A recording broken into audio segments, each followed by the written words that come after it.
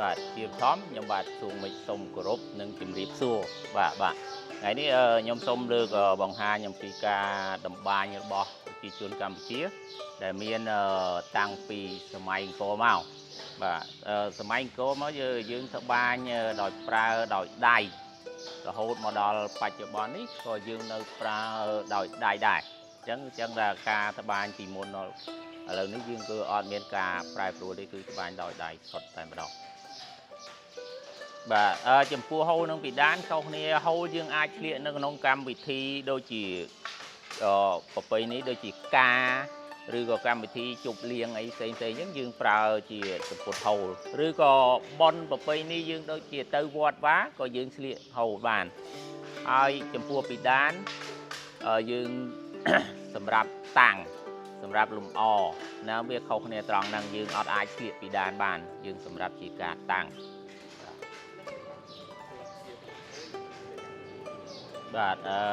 ចំពោះរីឯពណ៌វិញនោះគឺយើងប្រើពណ៌ធម្មជាតិសុទ្ធប៉ុន្តែយើងនៅសម័យនេះក៏យើងមាន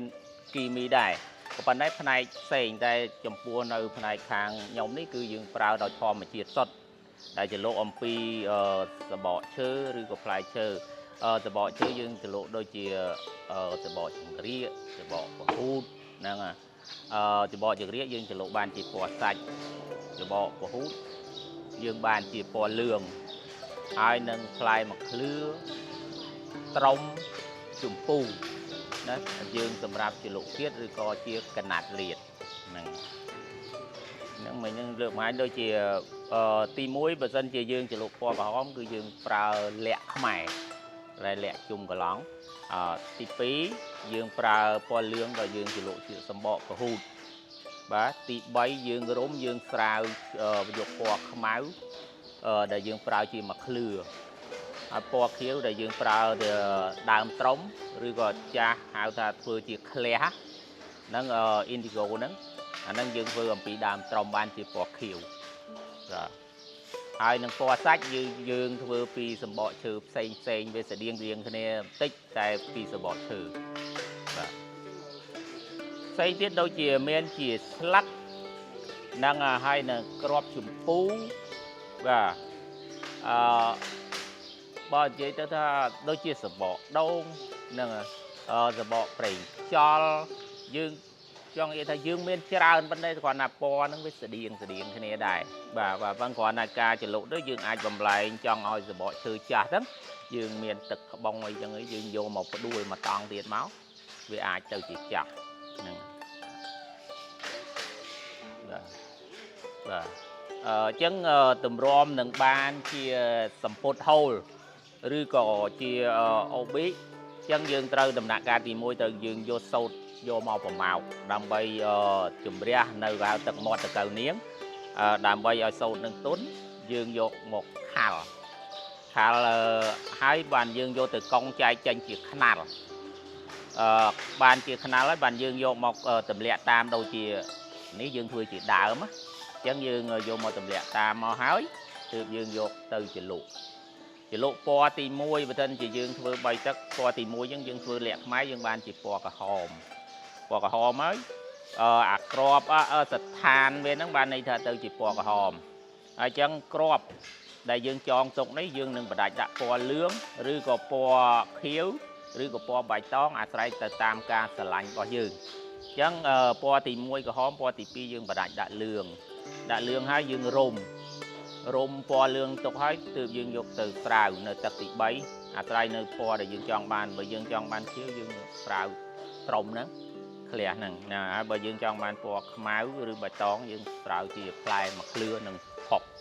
បាទចំពោះការត្បាញសម្ពុតហូលជាទូទៅយើងប្រើជាគោមឬក៏ជាដើមផ្កាឬកូនសត្វអីទូផ្សេងអាហ្នឹងវាជាការងាយស្រួលជាងការត្បាញសម្ពុតហូល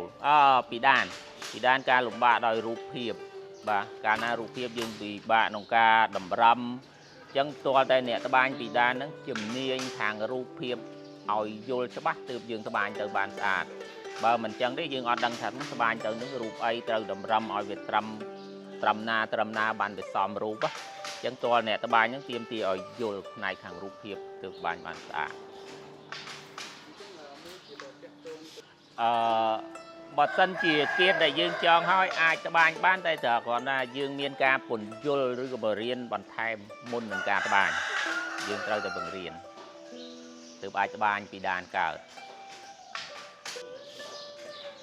បាទនៅចំពោះការត្បាញជាទូទៅសម្រាប់សពុតហុលគឺយើងមានទំហំធ្មេញឈើ1ម៉ែត្រ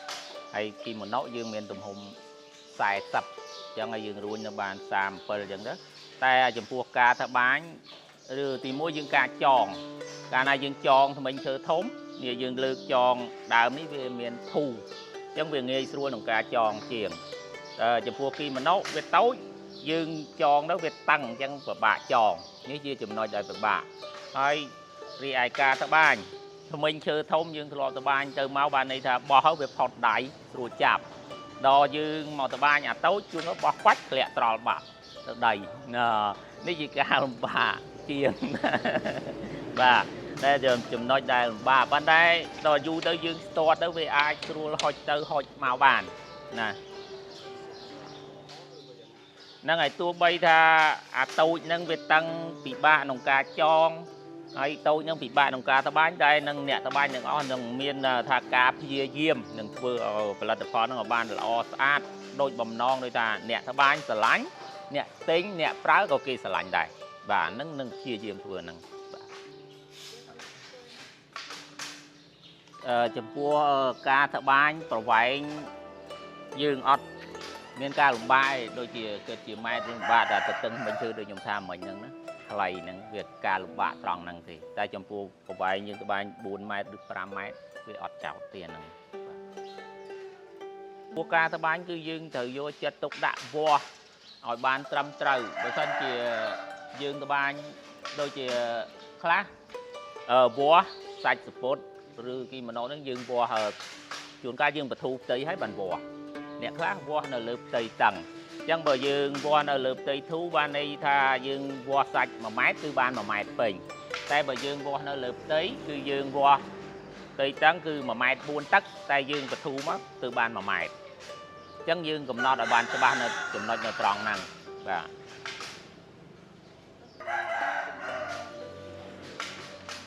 បាទជាចុងក្រោយខ្